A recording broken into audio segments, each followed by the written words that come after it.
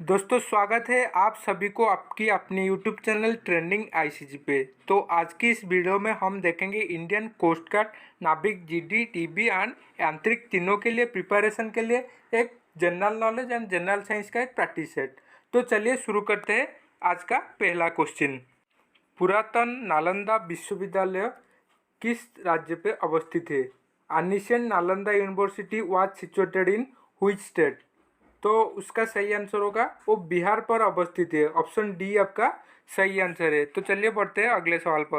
भारत के राष्ट्रपति का कार्यकाल कितने वर्ष का होता है? Indian president is elected for a term of which year?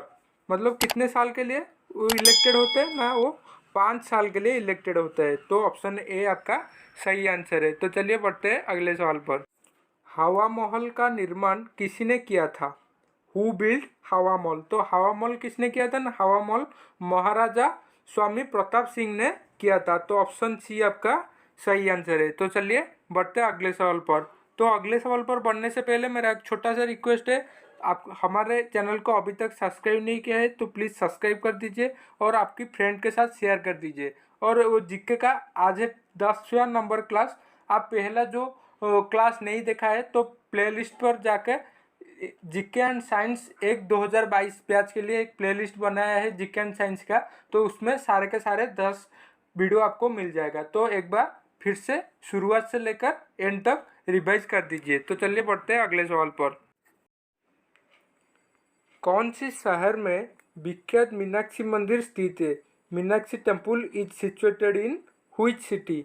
तो उसका सही आंसर होगा ऑप्शन सी, मदुरई पर अवस्थित है। तो चलिए बढ़ते हैं अगले सवाल पर।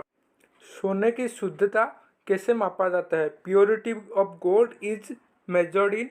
Option A carat, option B gram, option C pound, option D none of this. तो उसका सही आंसर होगा ऑप्शन ए, कैरेट के थ्रू मेजर किया जाता है प्योरिटी ऑफ गोल्ड। तो आप जानते हैं 24 कैरेट गोल्ड या 22 कैरेट गोल्ड तो कैरेट से ही मेजर किया जाता है। तो चलिए बढ़ते हैं अगले सवाल पर। Dry ice is known as? जो शुष्क बर्फ है उसको क्या कहते हैं? तो शुष्क बर्फ को हम सॉलिड कार्बन डाइऑक्साइड और ठोस कार्बन डाइऑक्साइड हम बोलते हैं। तो ऑप्शन ए आपका सही आंसर है। तो चलिए बढ़ते हैं अगले सवाल पर।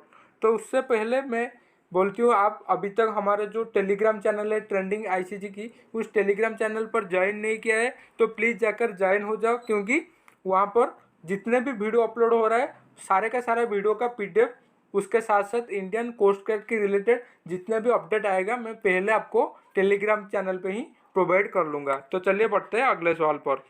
प्यारिस किस नदी के किनारे अवस्थित है? On the bank of which river is Paris situated? तो प्यारिस किस नदी के किनारे पे अवस्थित है? तो प्यारिस आपका सीन नदी के किनारे पे अवस्थित है। तो ऑप्शन सी आपका सही आंसर है। तो चलिए बढ़ते हैं अगले सवाल पर। The game robots cup is related? जो रोबोट्स कप है निम्न में से कौन सी खेल से संबंधित है?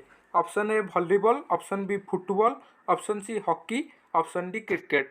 तो उसका सही आंसर होगा ऑप्शन बी, फुटबॉल से संबंधित है। तो ऑप्शन बी आपका सही आंसर है। और हाल ही में अभी एक जो जो राजीव गांधी खेल रत्न, जिसको हम भारत का सबसे बड़ा खेल रत्न की पुरस्कार माना जाता है, तो उसका नाम अभी परिवर्तन हो चुका है। तो उसका नाम क्या हो गया है? मेजर ध्यानचंद खेल रत्न हो गया है। तो चलिए बढ़ते हैं अगले सवाल पर। Who gave the call return to the Veda? तो वेदों की ओर लौटने के लिए किसी ने कहा था? तो उसको क्या किसी ने कहा था ना? उसको स्वामी दयानंद सरस्वती जी ने बोला था। तो ऑप्शन सी आपका सही आंसर है। तो चलिए बढ़ते हैं अगले सवाल पर। फूल की घाटी कहाँ स्थित है? Where is the valley of flowers situated? तो फूल की घाटी कहाँ पर अवस्थित है? फूल की घाटी उत्तराखंड पे अवस्थित है। तो ऑप्शन बी आपका सही आंसर है। तो चलिए बढ़ते हैं अगले सवाल पर। Who introduce the concept of momentum? जो मोमेंटम को क्या बोलते हैं ना? संवेग बोलते हैं। संवेग की धारणा किसी ने दी थी? तो संवेग की धारणा न्यूटन ने दिया था। आइजैक न्यूटन ने संवेग की धारणा दिया था। तो ऑप्शन ए आपका सही आंसर है। तो आपको कोस्ट गार्ड का बेस्ट बुक परचेस करना चाहते हो तो हमारे डिस्क्रिप्शन पे लिंक है, जाकर डायरेक्ट आप अमेजन से परचेज कर सकते हो। तो हमारे लिंक से आप परचेस करोगे तो हमारे टीम की तरफ से आपको एक फ्री ई बुक मिलेगा जिसका प्राइस अभी है 50 रुपीज़। तो चलिए बढ़ते हैं अगले सवाल पर। कार्य करने का दर को क्या कहते हैं? The rate of doing work is known as power. तो कार्य करने का क्षमता को, शक्ति को हम क्या बोलते हैं ना, शक्ति, क्षमता को हम शक्ति बोलते हैं। तो चलिए बढ़ते, तो ये थे आज का। तो चलिए हम बढ़ते आज का लास्ट क्वेश्चन तक। एबीएम इज स्टैंड्स फॉर, जो एबीएम है उसका पूर्ण रूप क्या है? तो उसका पूर्ण रूप है एंटी बैलिस्टिक मिसाइल। तो ऑप्शन डी आपका सही आंसर है। तो फिर मिलते हैं नेक्स्ट क्लास में। आज के लिए इतना ही। जय हिंद, वंदे मातरम।